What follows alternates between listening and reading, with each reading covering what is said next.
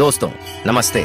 आज हम आपको ले चलते हैं पश्चिम बंगाल के वीरभूम जिले में स्थित रहस्यमयी तारापीठ मंदिर में। आपको जानकर हैरानी होगी कि यह एक ऐसा मंदिर है जिसके ठीक बगल में महाश्मशान घाट है और जहां दिन रात चिताएं जलती रहती हैं।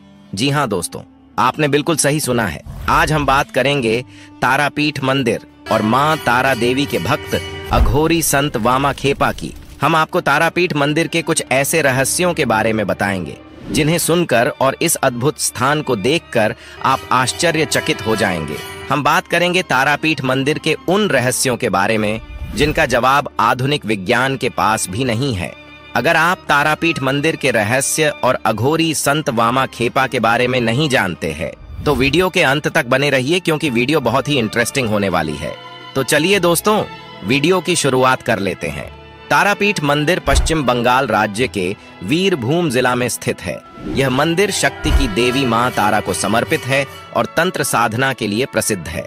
दोस्तों, आपको जानकर हैरानी होगी कि 51 शक्तिपीठों में से 5 शक्तिपीठ इसी जिला में है, जो कि बलकेश्वर, नल्हाटी, बंदी, किशोरी फूलो देवी और तारापीठ के नाम से विख्यात हैं, जिसमें तारापीठ सबसे प्रमुख धार्मिक स्थल और सिद्ध पीठ है। यहाँ देवी सती की आंख की पुतली का बीच का तारा गिरा था। तारापीठ राजा दशरथ के कुल पुरोहित वशिष्ठ मुनि का सिद्धासन और तारा मां का अधिष्ठान है, इसलिए यह हिंदुओं का महातीर्थ कहलाता है। दोस्तों, जिस प्रकार रामकृष्ण परमहंस को मां काली ने दर्शन दिया था, ठीक उसी प्रकार तारापीठ के सिद्ध अघोरी संत वामा खेपा को मां तारा देवी ने दिव्य ज्ञान दिया था। वैसे तो अघोर एक ऐसा शब्द है जो लोगों के मन में भय और कौतूहल का एक मिश्रित भाव उत्पन्न करता है। अघोरी संत वामा खेपा को लोग पागल संत भी कहते थे। वामा खेपा 18वीं शताब्दी में पश्चिम बंगाल में स्थित तारापीठ से 2 किलोमीटर दूर एक छोटे से गांव वटाला में जन्मे थे। उन्हें बचपन से ही पढ़ने और लिखने में कोई विशेष रुचि नहीं थी। वे अक्सर देवी तारा की प्रतिमा के समक्ष रोते हुए पाए जाते थे। क्योंकि उनके पिता भी भक्ति मार्गी थे, तो वही पहली बार वामा खेपा को तारापीठ के शमशान ले गए थे। इसके बाद उनका ज्यादातर समय शमशान में ही बीतने लगा। तारापीठ को देवी तारा का महत्वपूर्ण स्थान माना जाता है। धीरे धीरे वामा खेपा देवी तारा की मूर्ति के सामने भजन करने लगे। उन्होंने लगभग 27 वर्ष की आयु में ब्रजवासी कैलाशपति नाम के सन्यासी को अपना गुरु बना लिया। उनके गुरु को अघोर और तंत्र की अनूठी शक्तियां प्राप्त थीं, ऐसा लोगों का मानना था। अक्सर जब वामा खेपा अपने गुरु से मिलते थे तो उन्हें अपने गुरु के आसपास कुछ आकृतियां दिखाई देती थीं, पर वामा खेपा के पास पहुंचते ही वे आकृतियां दृष्टि से गायब हो जाती। पूछने पर गुरु ने बताया कि यह उन लोगों की भटकती हुई आत्माएं थीं, जो पूर्व जन्म में शमशान साधना करते समय भय के कारण मृत्यु को प्राप्त हो गई थी। अब ये आत्माएं मुक्ति के लिए मार्गदर्शन प्राप्त करने हेतु वामा खेपा के गुरु के पास आती है। अपने गुरु से दीक्षा लेने के पश्चात एक रात साधना करते वक्त वामा खेपा को तीव्र प्रकाश दिखाई दिया और उनके सामने एक बहुत ही भयानक दिखने वाली स्त्री प्रकट हुई, जो कि बहुत डरावनी लग रही थी। मगर थोड़ी ही देर बाद उस स्त्री ने देवी तारा का रूप ले लिया। कहा जाता है कि मां तारा बाघ की खाल पहनी हुई, एक हाथ में तलवार, एक हाथ में कंकाल की खोपड़ी, एक हाथ में कमल फूल और एक हाथ में अस्त्र लिए हुए प्रकट हुई थीं। उन्होंने पैरों में पायल पहनी थी और उनके केश खुले हुए थे। वामा खेपा के अनुसार माता ने जीभ बाहर निकाली थी और वातावरण प्रकाश और सुगंध से भर गया था। मां तारा ने वामा खेपा को आशीर्वाद देकर वह अंतर्ध्यान हो गई।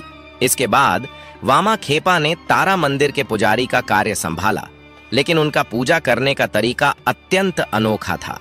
वे हाथों में फूल लिए बहुत देर तक रोते रहते और फिर उन फूलों को देवी की मूर्ति की ओर फेंक देते थे, जो भोग देवी के लिए बनाया जाता था। उनमें से वे पहले ही खा लेते थे और बचा हुआ भोजन वे देवी की ओर फेंक देते और कहते, ले मां, यह अब तेरे लिए है। इस बात पर मंदिर के अन्य पुजारियों ने वामा खेपा की पूजा विधि का विरोध किया और उन्होंने उन्हें शारीरिक रूप से प्रताड़ित करके देवी तारा की पूजा से बेदखल कर दिया। इस घटना के 4 दिनों बाद जिस राजा ने तारापीठ का मंदिर बनवाया था, उसकी रानी को एक सपना आया। उसने सपने में देखा कि देवी तारा मंदिर छोड़कर जा रही है और उनके पीछे गिद्ध और सियार जा रहे हैं। जब देवी तारा की पीठ पर उनकी नजर पड़ी तो उन्होंने देखा कि उनकी पीठ पर घाव थे। सपना देखकर रानी घबरा गई और स्वप्न अवस्था में ही उन्होंने देवी से प्रार्थना करके पूछा, माँ तू मुझे ये भयावह दृश्य क्यों दिखा रही है? तब देवी तारा ने उनसे कहा कि मैं बहुत लंबे समय से तुम्हारे राज्य के इस मंदिर में रहती आई हूँ, लेकिन आज मेरे बच्चे को प्रताड़ित किया जा रहा है और उसने मुझे 4 दिन से भोग नहीं लगाया है, इसलिए मैंने मंदिर का कोई भोजन ग्रहण नहीं किया है और अब मैं तुम्हारा मंदिर छोड़कर जा रही हूँ। सपने में देखे गए दृश्य से रानी बहुत चिंतित हो गईं। उन्होंने राजा को सपने के बारे में बताया। राजा ने तुरंत कार्रवाई करते हुए अगले ही दिन वामा खेपा को वापस मंदिर में पुजारी के रूप में रख लिया। कहा जाता है एक बार वामा खेपा भजन करते करते भाव की अवस्था में चले गए और उन्होंने खड़ी फसल में आग लगा दी और देवी तारा की जयकार करते हुए आग की लपटों में कूद गए। लोगों को लगा कि वे आग में जलकर मर गए होंगे, लेकिन अगले दिन वे अपने गुरु के पास बैठे पाए गए।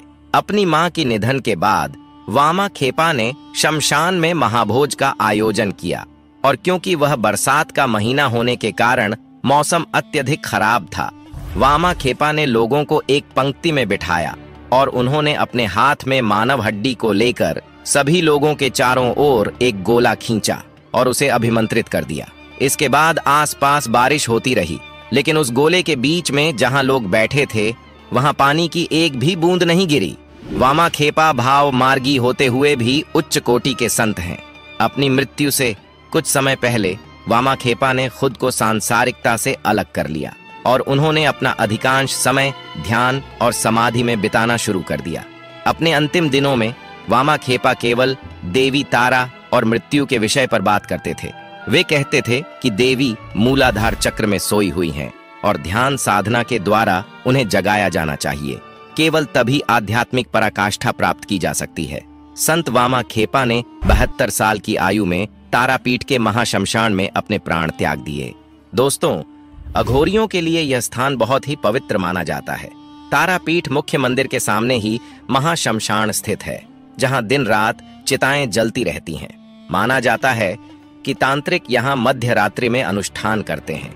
यहाँ द्वारिका नदी है, जिसकी दिलचस्प बात यह है कि द्वारका नदी दक्षिण से उत्तर की दिशा में बहती है, जबकि भारत की अन्य नदियां उत्तर से दक्षिण की ओर बहती हैं। तारापीठ एक मध्यम आकार का मंदिर है और इसकी छत ढलानदार है। इसके प्रवेश द्वार पर की गई नक्काशी बहुत ही आकर्षक है। तारापीठ मंदिर में देवी आदिशक्ति के कई रूपों को दर्शाया गया है। इनमें मां तारा, मां काली, मां दुर्गा और अन्य देवी देवताओं की प्रतिमाएं शामिल हैं। देवी की 3 आंखों को यहाँ पर देखा जा सकता है, जिसे तारा भी कहा जाता है। इसके साथ ही भगवान शिव की भी प्रतिमा मौजूद है। गर्भगृह में मां तारा का निवास स्थान है, जहां 1-3 फीट की धातु से बनी मूर्ति स्थित है।